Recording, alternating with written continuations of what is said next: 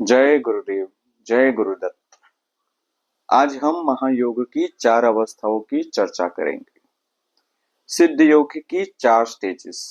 कौन कौन सी स्टेजेस आती है? पिछले वीडियो में हमने चर्चा की थी कि कैसे सिद्ध योग में कुंडलिनी जागृत के बाद अनुभव आते हैं, कैसे कैसे लक्षण प्राप्त होते हैं, और वो लक्षण बताते हैं कि महामाया कुंडलिनी देवी जागृत हो गई है।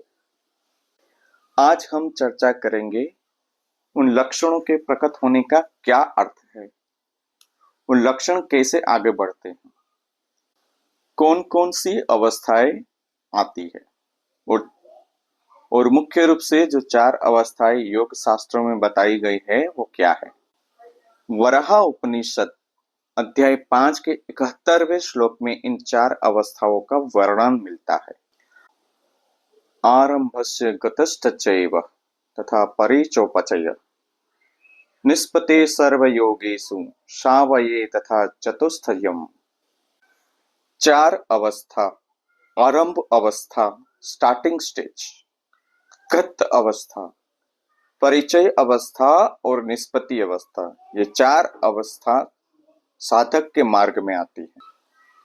तो ये 4 अवस्थाएं कौन सी है?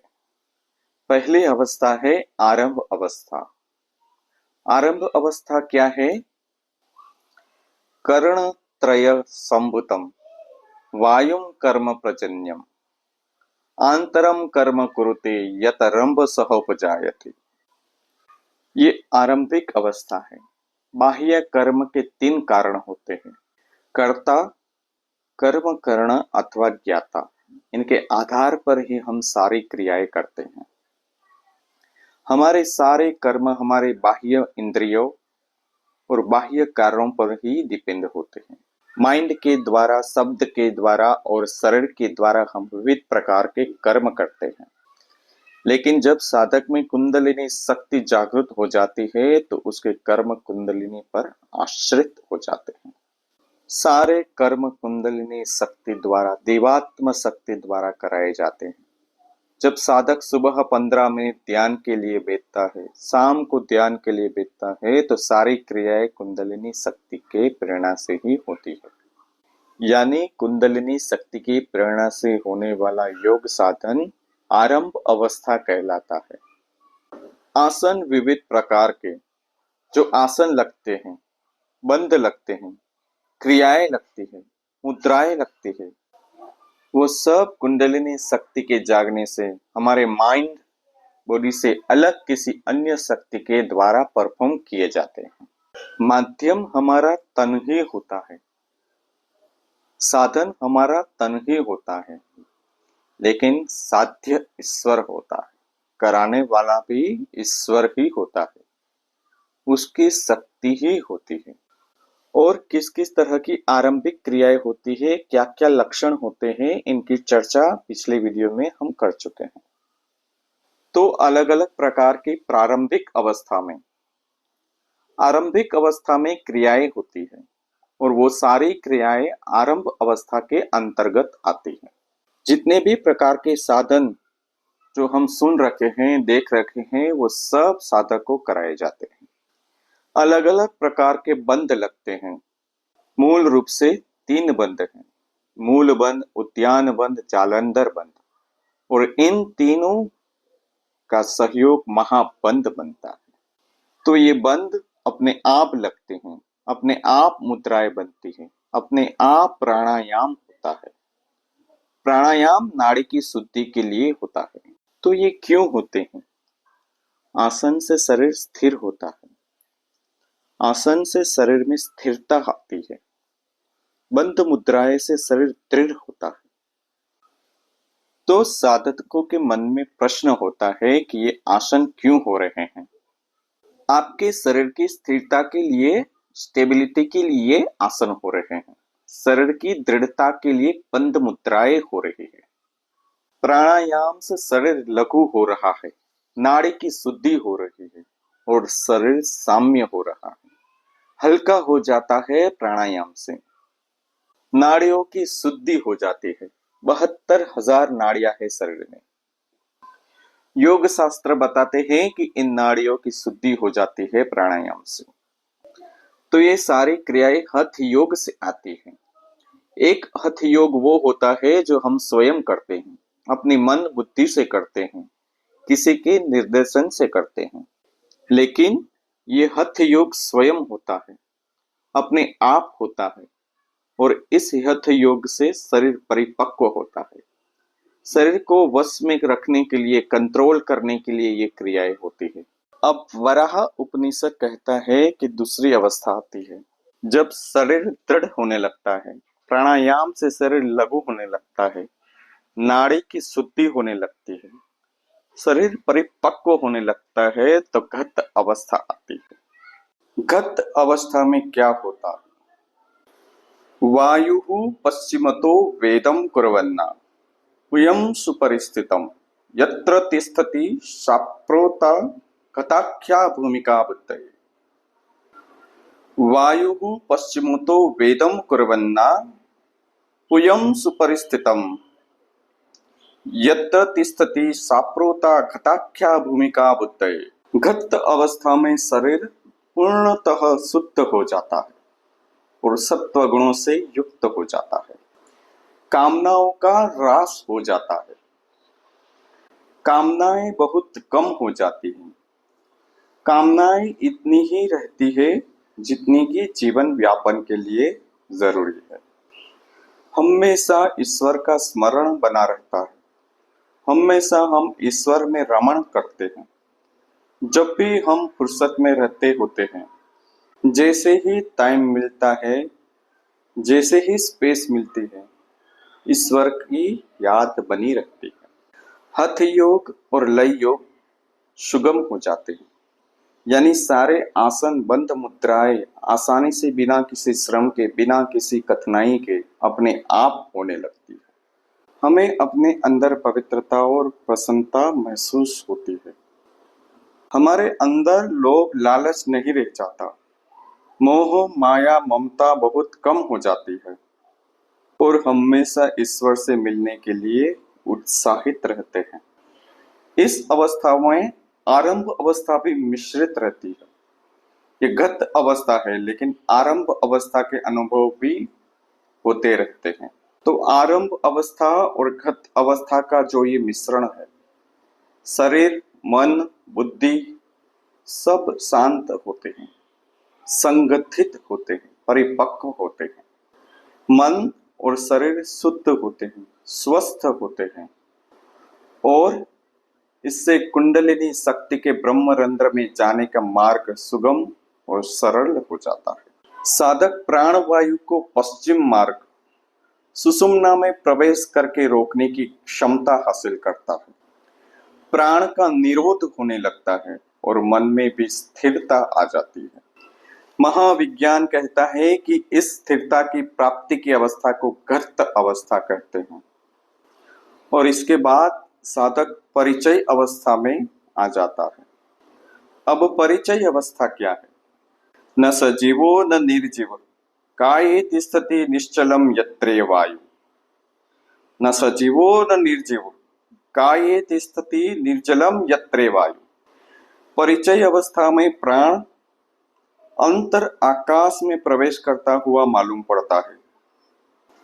कुंडलिनी देवी प्राण शक्ति हृदय के आकाश में स्थिरत्व प्राप्त करके सहस्त्रार में शिव के साथ संलग्न होती है।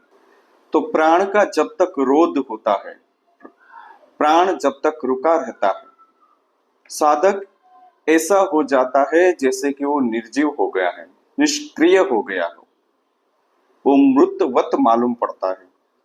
जब वो ध्यान में होता है तो कभी कभी ऐसी स्थिति आती है कि बाहर खड़े हुए लोग ये सोच सकते हैं कि इसमें प्राण है भी या नहीं, लेकिन अंतर में वो सजीव होता है, जीवित होता है।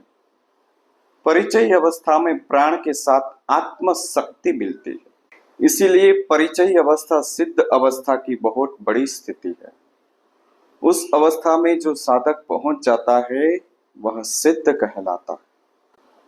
योग शास्त्र कहते हैं कि ऐसा साधक अनेक प्रकार की सिद्धियों से युक्त होता है, लेकिन उस सिद्धियों का प्रयोग करने का बिल्कुल भी मन नहीं रहता। कुंडलिनी देवी की कृपा और गुरुदेव के अनुग्रह से परिचय अवस्था प्राप्त होती है। कुंडलिनी देवी की कृपा और गुरुदेव के अनुग्रह से परिचय अवस्था प्राप्त होती है। संकल्प करते ही पूरे शरीर में प्राण खींचकर मूलाधार में एकत्रित हो जाते हैं, और मूलाधार में प्राण एकत्रित हो जाता है तो शरीर में जिस जिस जगह से प्राण खींचता है तो ऐसा लगता है कि वह अंग मृत हो गया है, निष्क्रिय हो गया है, चेतना विहीन हो गया है, निर्जीव हो गया है। लेकिन चिंता की बात नहीं, वो सजीव ही है। प्राण सुषुम्ना के विवरण में सुषुम्ना के रास्ते में प्रवेश कर जाता है। मूलाधार, स्वादिष्ठान, मणिपुर, विशुद्धि, अनहत और आज्ञा चक्रों से होते हुए सहस्त्रार्थ में जाता है। जठराग्नि और मन प्राण में मिल जाते हैं। महायोग विज्ञान कहता है कि बिंदु वीर्य स्वतः स्थान में भस्म होकर ओज हो जाता है, और उस समय सारे ब्रह्मांड को क्रियान्वित करने वाले जीवन रूप प्राण का परिचय पाकर साधक योगी कृतार्थ हो जाता है। ये मैं नहीं, ये उपनिषद कहते हैं। उस अवस्था में उसकी बुद्धि आत्म तेज की छाया से ओतप्रोत हो जाती है, ऋतुंभरा प्रज्ञा पैदा हो जाती है। उस समय उसकी बुद्धि ऋतुंभरा प्रज्ञा कहलाती है। सत्य ज्ञान के साक्षात्कार से साधक सिद्ध हो जाता है। प्रकृति उसके वश में आ जाती है। अपना पूरा शरीर, मन, बुद्धि जो प्रकृति के अधीन है वो सब उसके स्वयं के अधीन हो जाती है। हर जगह शक्ति का भंडार खुल जाता है। कुंडलिनी शक्ति उस समय सौम्य हो जाती है, सरलता धारण करती है। सुषुम्ना का जो आध्यात्मिक पथ है उसमें स्थिर हो जाती है, और उस व्यक्ति को आत्मज्ञान के सारे साधन सहज हो जाते हैं। जहां जहां से आत्मज्ञान मिल सकता है, आध्यात्मिक ऊर्जा मिल सकती है, वो सारे स्रोत उनके साथ जुड़ जाते हैं। इस समय साधक अपनी आत्मीय सामर्थ्य से दूसरे की शक्ति भी जागृत कर सकता है और दूसरे के सामर्थ्य को खींच भी सकता है। प्रकृति उसके अनुकूल हो जाती है, कंफर्टेबल हो जाती है। वो प्रकृति के साथ हार्मनी में आ जाता है। वो दूसरों की कुंडलिनी जागृत भी कर सकता है। हृदय की ग्रंथि खुल जाती है। सब संचय कर्म समाप्त हो जाते हैं।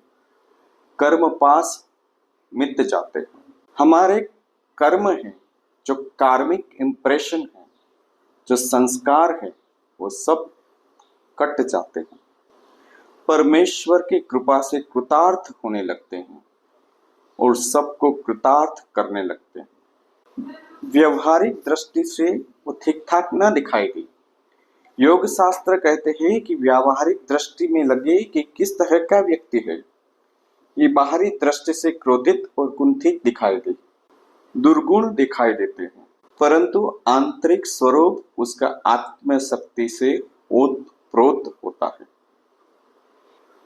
उस समय जो कोई उसकी निंदा करता है वो उसके पाप ले जाते हैं। यदि आप ऐसे साधक की निंदा करोगे तो उसके पाप आपके ऊपर चढ़ जाएंगे।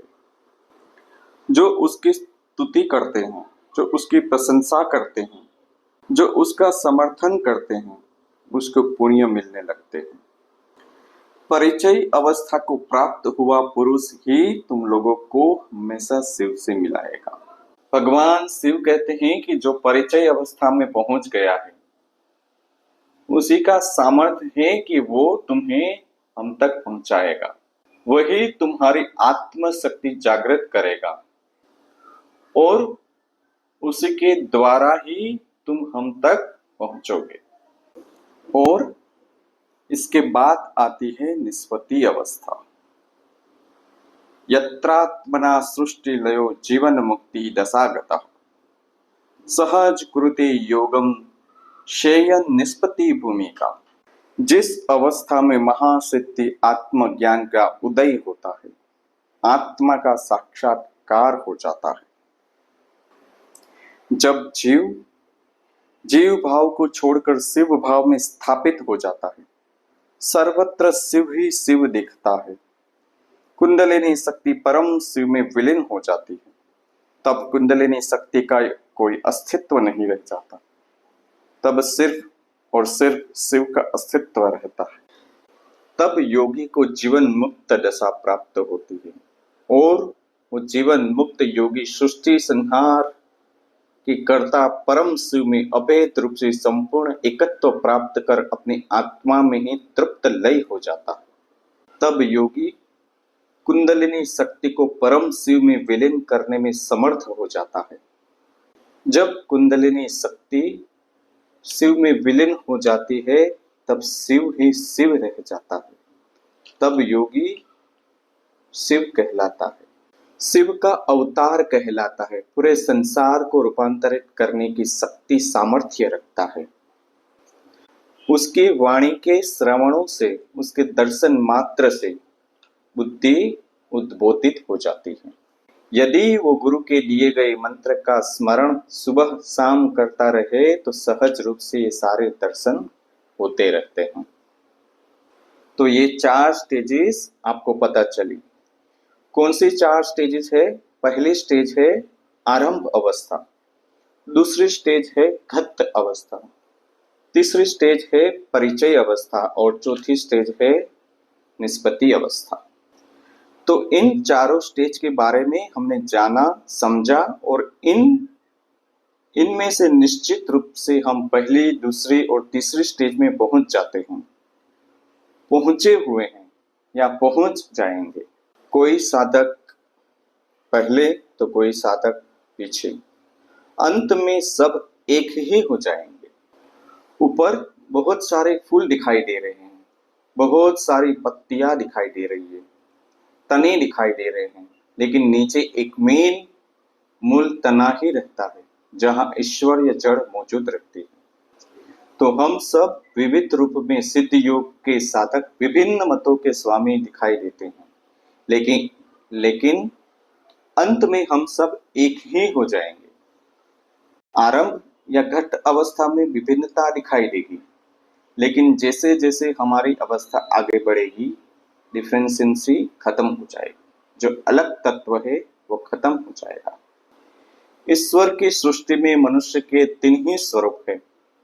मनुष्य की 3 ही जातियां हैं, तमो जाति, रजो जाति और सत्व जाति। हम सतो गुण की ओर, सतो जाति की ओर बढ़ रहे हैं और जो भी सिद्ध योग साधक है उसे एक ना एक दिन सत्व गुण में स्थापित होना ही है। उसे एक न एक दिन आत्म साक्षात करना ही है। भले इस जन्म में वो भटक जाए, पद भ्रष्ट हो जाए, लेकिन अगले जन्म में उसे आत्म साक्षात्कार होगा ही होगा। वो आत्म स्थिति को प्राप्त होगा, वो शिवत्व भाव को प्राप्त होगा और उसकी शक्ति शिव में विलीन होगी। क्योंकि एक बार कुंडलिनी जागृत हो गई तो उसका अंतिम लक्ष्य शिव में विलीन ही होना है, शिवत्व को प्राप्त करना है। आज इतना ही, आगे इस विषय पर फिर चर्चा करेंगे। बहुत बहुत धन्यवाद। जय गुरुदेव, जय गुरुदत्त।